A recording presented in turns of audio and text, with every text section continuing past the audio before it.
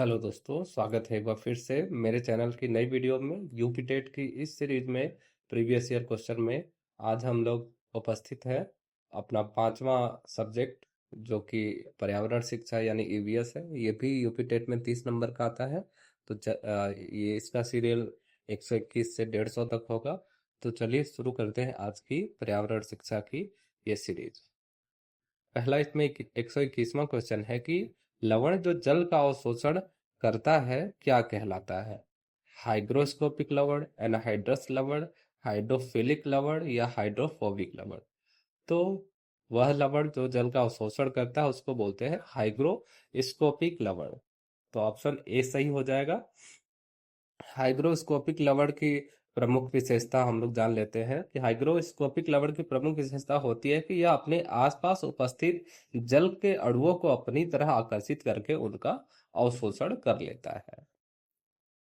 बढ़ते हैं प्रश्न नंबर 122 की तरफ। पारिस्थितिकी तंत्र एवं प्राकृतिक अधिवासों का संरक्षण तथा उनके प्राकृतिक वातावरणों में प्रजातियों का जीवन सक्षम जनसंख्या का रखरखाव एवं प्रति प्राप्ति के लिए प्रयुक्त पद क्या कहलाता है? ऑप्शन है क्रोड संरक्षण, स्वस्थानिक संरक्षण, अपस्थानिक संरक्षण और परिधि संरक्षण। तो सही उत्तर हो जाएगा स्वस्थानिक संरक्षण। स्वस्थानिक संरक्षण के बारे में अगर जाने तो पारिस्थितिकी तंत्र एवं प्राकृतिक अधिवासों का संरक्षण तथा उनके प्राकृतिक वातावरणों में प्रजातियों का जीवन सक्षम का रखरखाव एवं प्रति प्राप्ति के लिए प्रयुक्त पद है स्वस्थानिक संरक्षण। अतः इस प्रकार के संरक्षण हेतु प्राकृतिक वनों, चरागाहों, मैदानों, नदियों, झीलों आदि का भी संरक्षण किया जाता है। तो इसके लिए इन प्राकृतिक आवासों को निषिद्ध क्षेत्र जैसे राष्ट्रीय उद्यान, वन्य जीव अभ्यारण्य आदि घोषित कर दिया जाता है। जबकि बही स्थानीय का संरक्षण का मतलब अत्यधिक संकटापत्र वन्य जीवों का संरक्षण किया जाता है। अगला 123वां क्वेश्चन की तरफ बढ़ेंगे। सामुद्रिक कच्छपों को जीवंत जीवाश्म कहा जाता है क्योंकि 150 मिलियन वर्षों से अधिक समय से पृथ्वी में उपस्थित हैं। भारतीय उपमहाद्वीपों के जल भागों में पाए जाने वाले 5 प्रजातियों के समुद्री कच्छप में सबसे अधिक जनसंख्या किसकी है? ऑप्शन है Kemp's ridley, loggerhead, olive ridley या फ्लैटबैक। तो सही ऑप्शन हो जाएगा ऑप्शन सी, ऑलिव रिडले। भारतीय उपमहाद्वीपों के जल भागों में पाए जाने वाले 5 प्रजातियों के समुद्री कच्छप सी टर्टल में सबसे अधिक संख्या ऑलिव रिडले प्रजाति की है। बढ़ते हैं 124वें प्रश्न की तरफ। विश्व उष्मायन के लिए निम्न में से कौन सा एक कारक है? यानी जो गर्मी विश्व की बढ़ रही है उसके लिए कौन सा एक कारक जिम्मेदार है? वाहनों से निकली गैसें, पेड़ पौधों से निकली गैसें, भट्टियों से निकली गर्म हवा या रसोई गैस? तो पूरे विश्व में वाहन बहुत ज्यादा चलते हैं, उन्हीं की गैसें बहुत ज्यादा वातावरण को नुकसान पहुंचाती है। तो ऑप्शन ए ही सही हो जाएगा।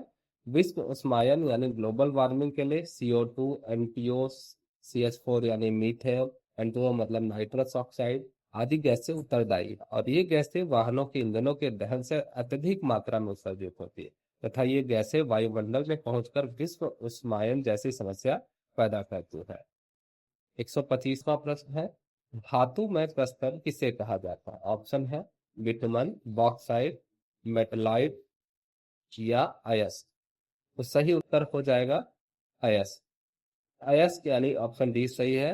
अयस्क को धातुमय प्रस्तर कहा जाता है। अयस्क से ही विभिन्न प्रकार के धातुओं की प्राप्ति होती है।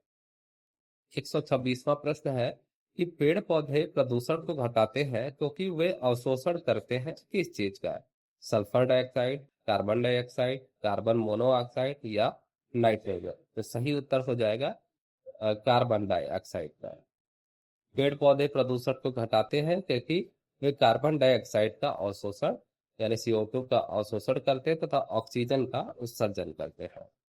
भूकंप, अगला क्वेश्चन है 127 नंबर का कि भूकंप मापा जाता है किससे?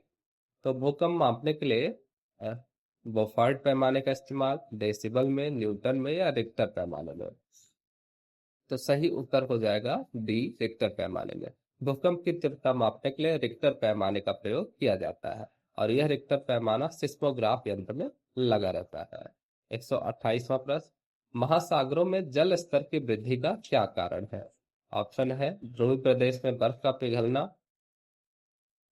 अत्यधिक वर्षा, अम्ल वर्षा या उपरोक्त में से कोई नहीं। तो सही उत्तर हो जाएगा ध्रुवीय प्रदेश में बर्फ का पिघलना। वैश्विक उष्मन के प्रभाव से पृथ्वी का तापमान बढ़ गया है तथा तापमान के बढ़ने से पहाड़ों तथा ध्रुवीय प्रदेशों में जमे बर्फ पिघलने लगे हैं, जिसके कारण पिघले हुए बर्फ के जल महासागरों में आ जाते हैं और महासागरों का जल स्तर बढ़ने लगता है। बढ़ते 129वें क्वेश्चन की तरफ। वातावरण में अत्यधिक हानिकारक सल्फर मिश्रित गैस है। ऑप्शन है एस, S2S, SF6 या SO2। तो सही आंसर हो जाएगा डी, SO2। वातावरण में अत्यधिक हानिकारक सल्फर गैस ऑक्साइड के रूप में मिलती है। वह गैस है सल्फर डाई ऑक्साइड। 130वां प्रश्न। वायु प्रदूषण को कम किया जा सकता है वृक्षों द्वारा, मछलियों द्वारा, जंतुओं द्वारा या सूर्य के प्रकाश द्वारा। तो सही उत्तर हो जाएगा वृक्षों द्वारा। कार्बन डाइऑक्साइड गैस के उत्सर्जन से वायु प्रदूषण में वृद्धि होती है। इस वृद्धि को वनीकरण यानी वृक्षारोपण के द्वारा रोका जा सकता है, क्योंकि वृक्ष कार्बन डाइऑक्साइड का अवशोषण करते हैं तथा ऑक्सीजन का उत्सर्जन करते हैं। 131वां प्रश्न। विश्व पर्यावरण दिवस मनाया जाता है कब?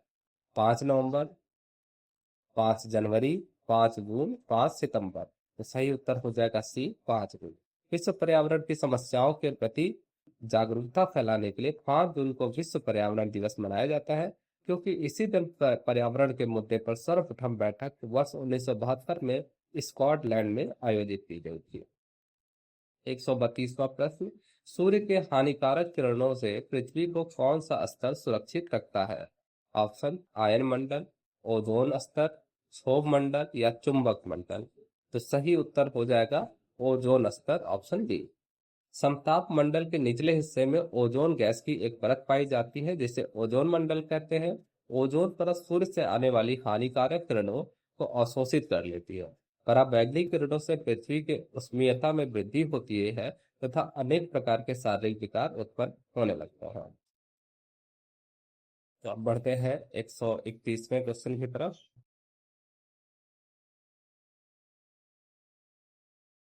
कहाँ तक सॉल्व कर लिया हमने? 132 हो गया।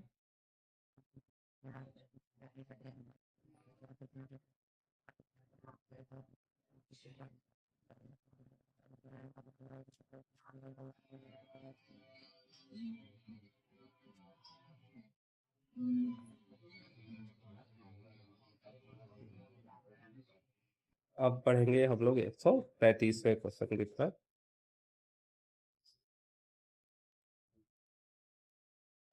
किसी जगह के फ्लोरा और फौना क्या सूचित करते हैं? पेड़ पौधे एवं जंतुओं को, मछलियों एवं पेड़ पौधों को, जंतुओं एवं मछलियों को या पक्षियों एवं पेड़ पौधों को। तो सही उत्तर हो जाएगा ए, पेड़ पौधे एवं जंतुओं को। फ्लोरा और फौना पेड़ पौधों और जंतुओं की उपस्थिति को इंगित करता है। वनस्पति विज्ञान में अंग्रेजी शब्द फ्लोरा का अर्थ है एक वनस्पति को आमतौर पर किसी विशेष प्राकृतिक रूप से उत्पन्न हुई वनस्पति या स्थानीय वनस्पति के लिए संदर्भित किया जाता है, जबकि फ्लोरा पुस्तक या कार्य जिसपे वनस्पतियों और पौधों के रेखा चित्र के साथ अनेक प्रकार के पौधों की पहचान और विवरण होते हैं, उनको संदर्भित किया जाता है। वनस्पति के अध्ययन के साथ साथ वनस्पति को तैयार करना फ्लोरिस्टिक्स कहलाता है। 134वां प्रश्न। पारिस्थितिकी तंत्र का उदाहरण है वायु, तालाब, जल या मृदा। तो सही उत्तर हो जाएगा बी, तालाब। तालाब एक प्रकार का पारिस्थितिकी तंत्र का उदाहरण है, क्योंकि तालाब में जैव अजैव तत्वों के साथ जीव जंतुओं, पेड़ पौधों की उपस्थिति होती है। 135वां प्रश्न। कौन जीवी कारक नहीं है? तो ऑप्शन है पेड़ पौधे, जंतु, सूक्ष्म जीव या प्रस्तर। तो सही उत्तर हो जाएगा प्रस्तर। प्रस्तर एक अजैव कारक है, जबकि पेड़ पौधे, जंतु, सूक्ष्म जीव जैविक कारक है। 136वां प्रश्न। अधिकतर पेड़ पौधे पाए जाते हैं कहाँ पे? स्थल मंडल, जल मंडल, वायुमंडल या प्रकाश मंडल? तो सही उत्तर होगा स्थल मंडल। अधिकतर पेड़ पौधे स्थल मंडल पर पाए जाते हैं क्योंकि स्थल मंडल पर वे सभी तत्व आसानी से पेड़ पौधों द्वारा प्राप्त हो जा सकते हैं जो उनकी वृद्धि एवं विकास के लिए आवश्यक होते हैं। 137वां प्रश्न, अन्य जंतुओं पर निर्वाह करने वाले प्राणी को क्या कहते हैं? पैरासाइट, डिकम्पोजर, स्कैवेंजर, ओमनी और तो उसको बोलते हैं स्कैवेंजर, यानी ऑप्शन सी। स्कैवेंजर मांसाहारी एवं शाकाहारी दोनों होते हैं जो पर्यावरण के मृत जीव जंतुओं तथा मृत पेड़ पौधों पर अपना जीवन निर्वाह करते हैं जैसे मक्खी एवं गिद्ध आदि। सीएनजी संक्षिप्त रूप है किसका? Clean natural gas, compress natural gas, carbonize natural gas या कार्बोरेटेड नेचुरल गैस? तो सही उत्तर हो जाएगा बी, कंप्रेस नेचुरल गैस।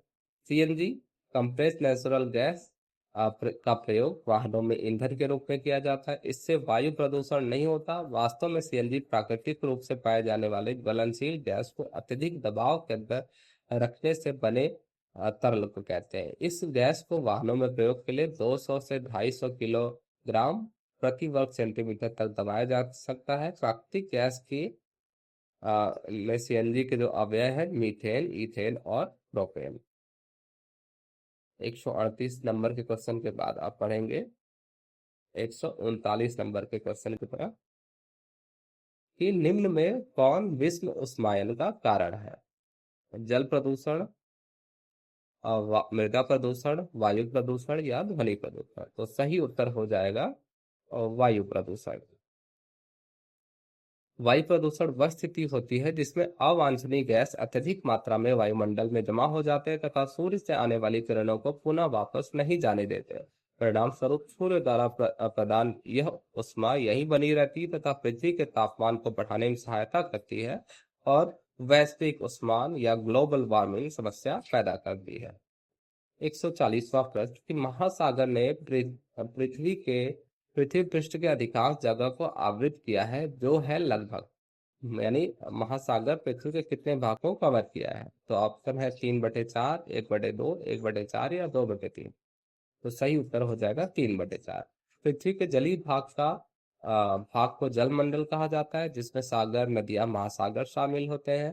पृथ्वी के लगभग 3/4 भाग पर जलमंडल स्थित है परंतु महासागर का विस्तार 2/3 भाग पर है। 141वां क्वेश्चन है स्टेलेक्टाइट एवं स्टेलेग्माइट में निक्षेपण होता है किसका? Silica, magnesium carbonate, calcium carbonate या सोडियम कार्बोनेट? तो सही उत्तर हो जाएगा कैल्शियम कार्बोनेट का। 142वां प्रश्न निम्न में से कौन सा वायु प्रदूषण का एक उदाहरण है? धुआं और कुहासा, वाहनों से निकलने वाली गैस, जलती हुई लकड़ी या चारकोल से निकली गैस या उपरोक्त सभी? तो सही उत्तर हो जाएगा उपरोक्त सभी। 143वां प्रश्न भारत तथा दूसरे देशों में प्रदूषण को रोकने के लिए बनाए गए नियम का प्रयोग रोकता है? कागज के थैले, प्लास्टिक के थैले, नायलॉन के थैले या चमड़े के थैले का प्रयोग? तो भारत और दूसरे देश किस चीज के प्रयोग को रोकते हैं? तो बी हो जाएगा प्लास्टिक के थैले। प्रदूषण को रोकने के लिए भारत के साथ साथ अन्य देशों में भी पॉलीथीन के प्रयोग पर रोक लगा दी गई है क्योंकि पॉलीथीन को न तो आसानी से नष्ट किया जा सकता है और न ही इनका पुनः चक्रण कर पाना आसान होता है, इसलिए इसके प्रयोग को रोकने के लिए नियम बनाए गए हैं। 144वां प्रश्न हवा में उपस्थित ऑक्सीजन का प्रतिशत है लगभग कितना? 44%, 23%, 40% या 21%? तो सही उत्तर हो जाएगा अभी 21%। 144 से प्रश्न के बाद बढ़ेंगे हम लोग 145वें प्रश्न की तरफ।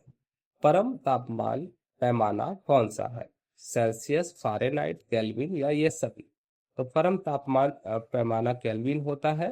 परम ताप को टी से सूचित किया जाता है। टी बराबर होता है 273 degree Celsius plus T degree small T degree Celsius. परम ताप को कैपिटल टी से सूचित किया जाता है। 146वां प्रश्न प्रकाश संश्लेषण संपादित होता है? ऑप्शन है सभी पौधों द्वारा, सभी जंतुओं एवं पौधों द्वारा, सभी हरे पौधों द्वारा या वायरसों द्वारा? तो सही उत्तर हो जाएगा सी, सभी हरे पौधे द्वारा।